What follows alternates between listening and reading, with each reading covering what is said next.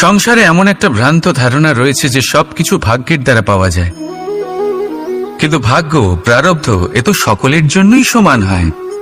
এটা তো ব্যক্তির ওপরে নির্ভরশীল হয়, তার আকাঙ্ক্ষার উপরে নির্ভরশীল হয়, বাসনার উপরে নির্ভরশীল হয়, স্বভাবের উপরে নির্ভরশীল হয় যে উনি সেটা নিয়ে কি করেন।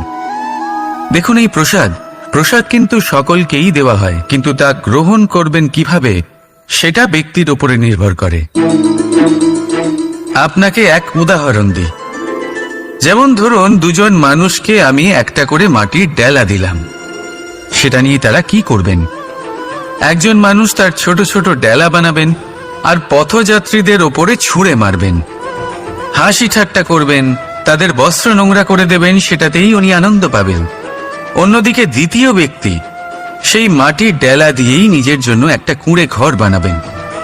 সেই কুঁড়ে ঘর যা রোদেতে, বৃষ্টিতে, ঝড়ে তাকে সুরক্ষিত রাখবে। অনুভূতি, এই অনুভূতি বদলাতে শিখুন। এই অনুভূতি অত্যন্ত গুরুত্বপূর্ণ।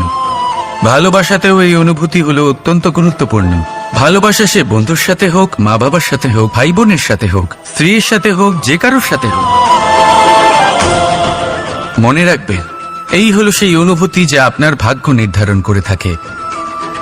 তাহলে আসুন আমার সাথে প্রেমের অনুভূতি নিয়ে বলুন, রাধা রাধা।